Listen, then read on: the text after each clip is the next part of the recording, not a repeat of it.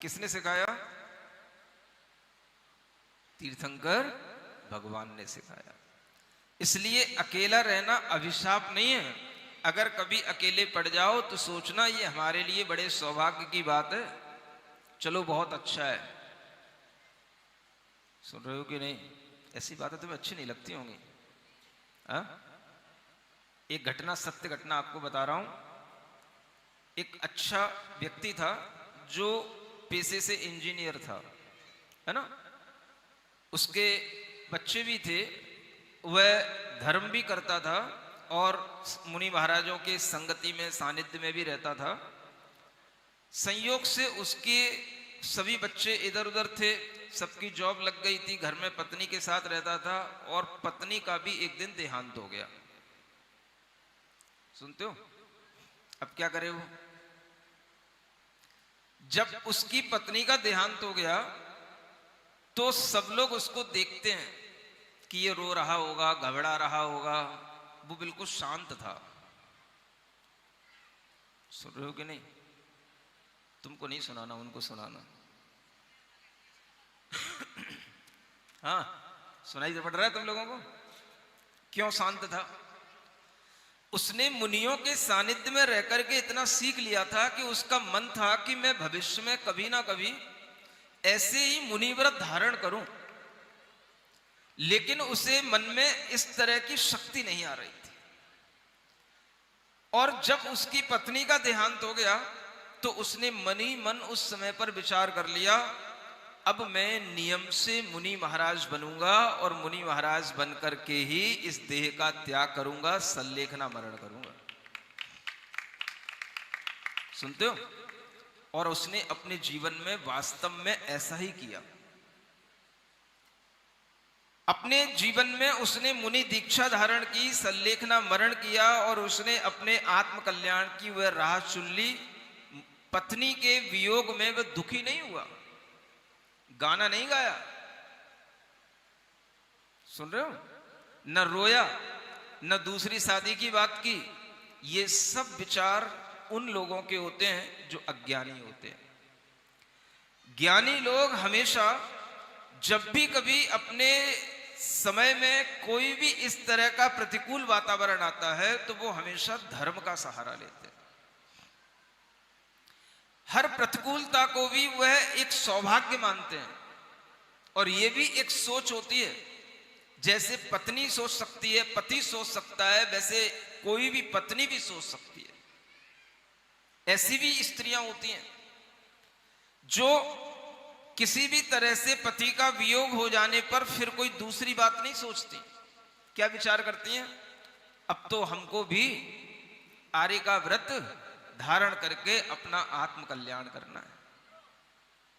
सुन रही हो कि नहीं? अब तुम्हारा नंबर है?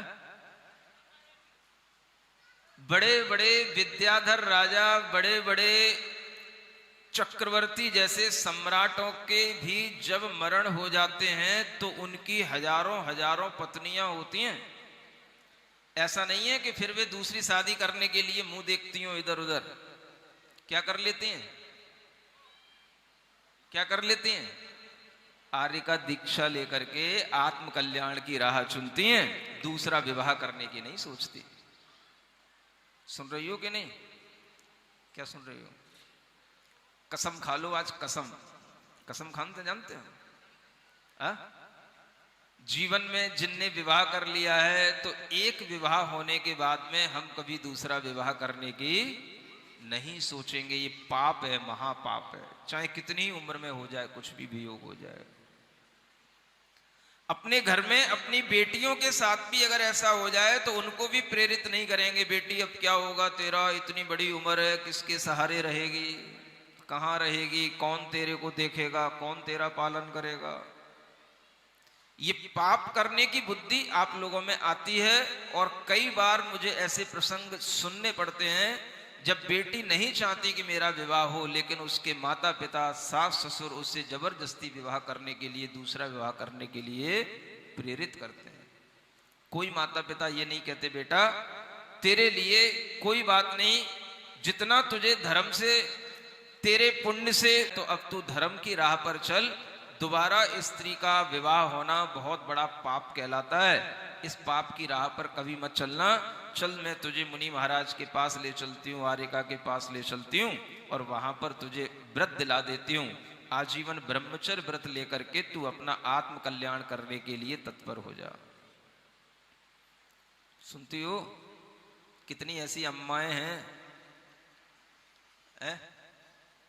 बोलो, इतनी हिम्मत कर सकोगी? नहीं करती।